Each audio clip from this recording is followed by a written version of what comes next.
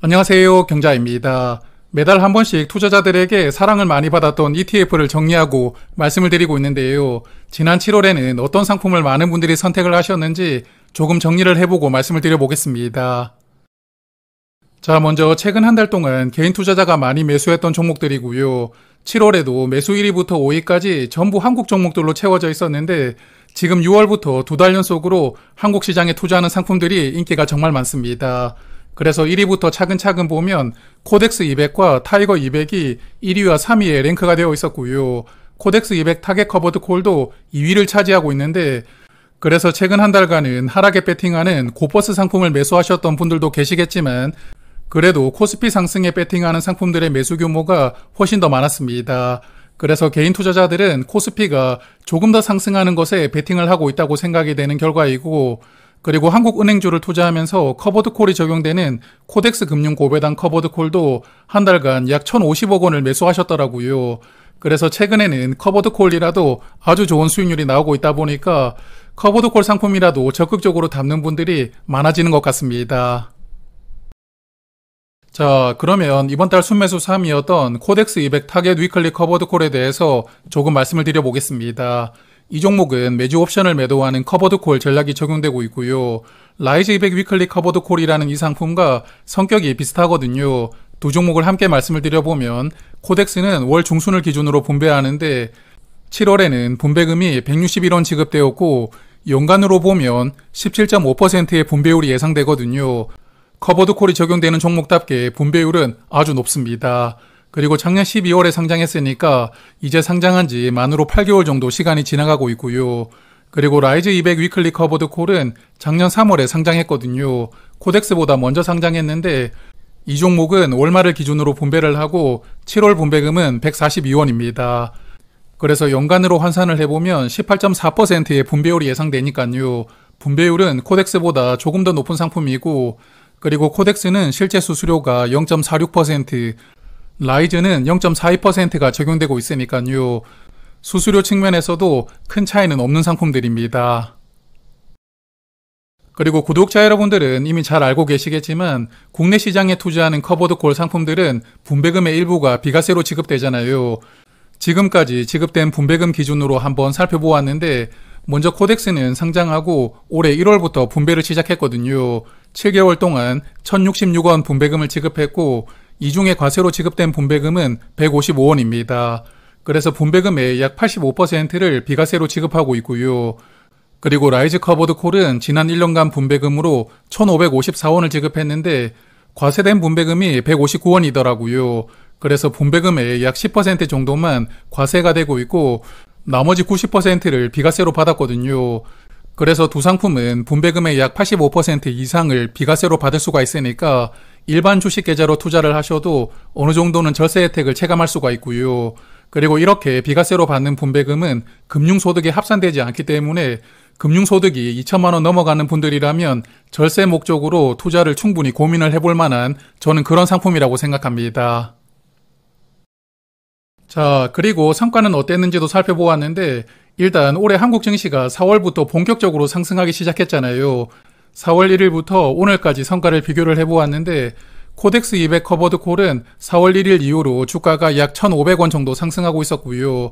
그리고 그동안에 분배금을 582원 받았으니까 지난 4월 1일에 투자를 했다면 현재 투자 수익률은 22.2%입니다. 그리고 라이즈 커버드 콜은 22.3%로 두 상품의 성과가 거의 비슷하게 나오고 있었고요. 그래서 커버드 콜 상품이라도 최근 4개월 동안 좋은 수익률이 나오고 있었지만 오리지널 상품인 코덱스 200을 4월 1일에 투자를 했다면 현재 투자 수익률이 25.9% 정도 되거든요. 그래서 최근 4개월 정도 기간으로 비교를 해보면 커버드 콜 상품도 물론 좋은 수익률을 보여주고 있지만 그래도 오리지널보다는 성과가 대략 3% 정도는 적게 나오고 있는 상황이었습니다. 그리고 올해는 어땠는지도 한번 살펴보았는데요. 올해 증시가 시작된 1월 2일부터 오늘까지 비교를 해보니까 코덱스 커버드 콜은 투자 수익률이 26.7%였고요. 라이즈 커버드 콜은 23.6%였습니다. 그래서 커버드 콜 중에서는 코덱스가 성과가 더 좋았는데 그렇지만 오리지널 상품을 1월 2일에 투자를 했다면 현재 투자 수익률이 35.5% 정도 되거든요. 그래서 올 한 해 지금까지 약 7개월 정도 기간으로 비교를 해보면 오리지널 상품보다 코덱스 커버드 콜은 9% 정도 성과가 낮았고 라이즈 커버드 콜은 12% 정도 성과가 낮았으니까요. 성과 차이가 꽤 많이 벌어지고 있더라고요. 그래서 코스피 200에 투자하는 코덱스나 라이즈 커버드 콜은 앞서 말씀을 드린 것처럼 분배금을 많이 받을 수가 있고 또 분배금의 대부분을 비과세로 받을 수 있다는 큰 장점은 있습니다. 그렇지만 화면 보시는 것처럼 오리지널 대비 성과 차이가 꽤 벌어지고 있으니까요. 이런 장단점에 대해서 두루두루 생각을 해보시고 투자를 판단하시는 게 더 좋지 않을까 저는 그렇게 생각합니다. 그리고 개인 투자자들이 많이 매수했던 종목 6위부터 10위까지를 보면 6위와 10위는 한국 고배당주에 투자하는 상품들입니다.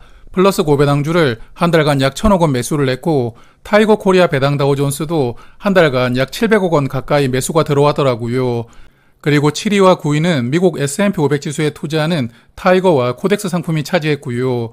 그리고 8위는 코스피를 레버리지로 투자하는 코덱스 레버리지를 최근 한 달간 약 800억 원 정도 순매수를 했습니다.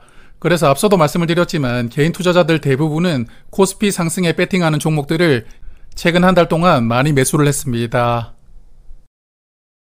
자, 그리고 7월에는 S&P 500과 나스닥 100을 추종하는 대표 상품들이 분배금을 지급했는데요. 분배금이 얼마나 지급되었는지 한번 살펴보았는데 먼저 S&P 500을 보면 코덱스는 104원이고요. 타이거는 58원, 그리고 에이스도 58원 지급되었습니다.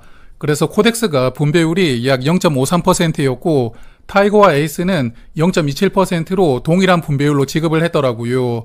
그리고 나스닥 100 상품을 보면 코덱스가 59원이었고 타이거는 207원, 그리고 에이스가 35원을 지급했는데 그래서 나스닥도 코덱스 분배율이 0.28%로 나머지 상품들보다 약 2배 정도 분배율이 더 높았습니다.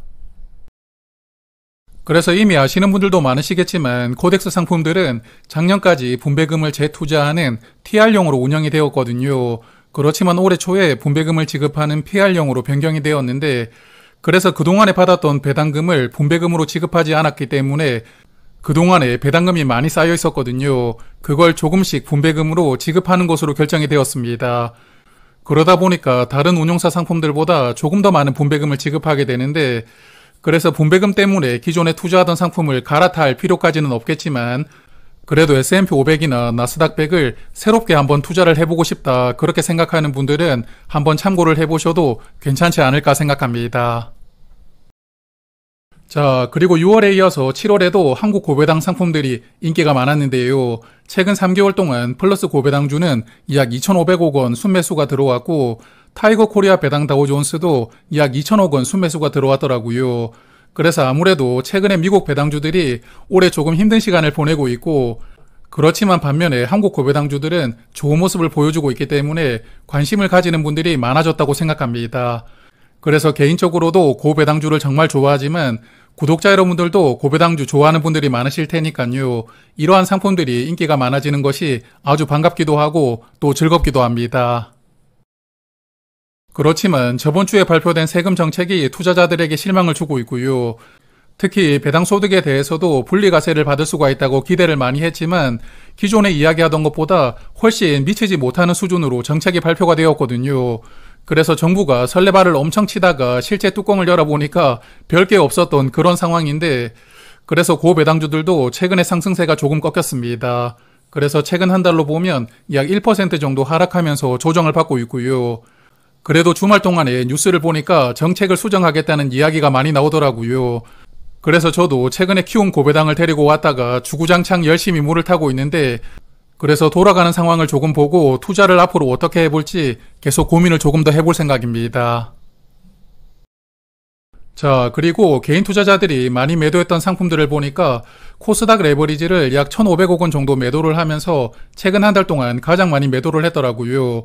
그래서 앞서 보셨겠지만 코스피는 조금 더 상승에 배팅을 하고 있는데 코스닥은 좀 어렵겠다 생각하는 분들이 많았다고 보이는 결과입니다.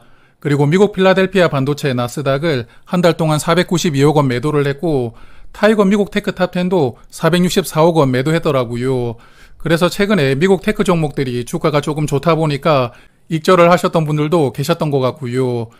그리고 에이스 테슬라 밸류체인 액티브를 한 달간 413억 원 순매도를 했던데 아무래도 테슬라 주가 흐름이 최근에 조금 부진하잖아요. 테슬라를 집중적으로 투자하는 이런 테마형 상품들도 매도를 했던 분들이 꽤 많았던 것이 아닌가 그렇게 생각을 해봅니다.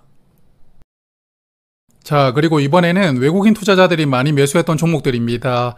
7월에 코덱스 200 고퍼스를 977억 원 순매수를 했고, 그리고 코덱스 인버스를 234억 원 순매수를 했더라고요.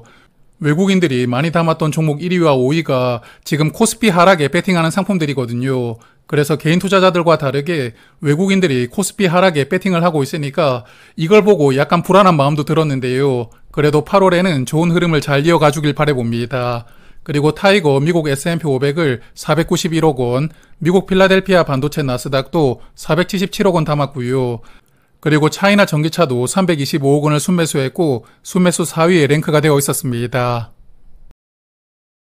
그리고 외국인들이 많이 매도를 했던 종목들을 보니까 이번 달도 매도 규모가 다들 100억 원 미만이더라고요. 의미를 찾기가 조금 어렵겠지만 그래도 간단하게 말씀을 드려보면 타이거 200을 이번 달에 가장 많이 매도했는데 94억 원 매도를 했고요. 그리고 코덱스 미국 반도체, 코덱스 2차전지 레버리지도 약 70에서 80억 원 정도를 매도했는데 두 종목은 최근에 주가가 크게 상승을 했다 보니까 익절 물량이 나왔던 것 같습니다. 그리고 외국인들도 에이스 테슬라 밸류 체인을 56억 원 매도했더라고요. 그래서 조금 전에 보셨겠지만 개인 투자자들이 한 달 동안 많이 매도했던 종목인데 이 종목은 한 달 동안 개인과 외국인이 많이 매도했던 종목 순위에 함께 랭크가 되어 있다는 조금 특이한 결과가 나왔습니다.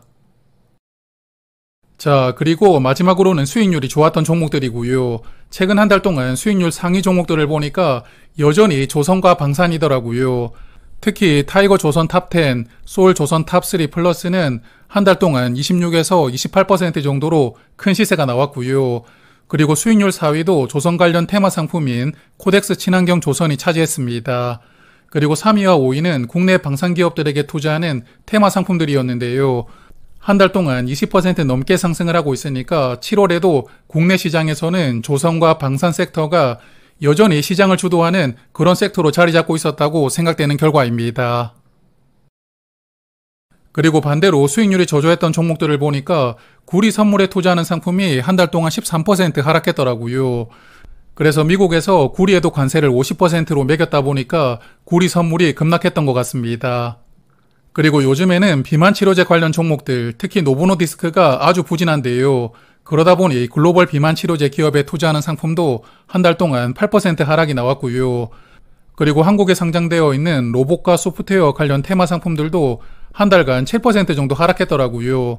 그래서 사실 이런 상품들은 6월에 크게 상승이 나왔기 때문에 7월에는 어느 정도 조정이 받았던 것이 아닌가 생각되고 그러다 보니 최근 한 달 동안은 조금 부진했던 성적을 보여준 것 같습니다. 자, 그러면 오늘은 여기까지 말씀을 드리도록 하고요.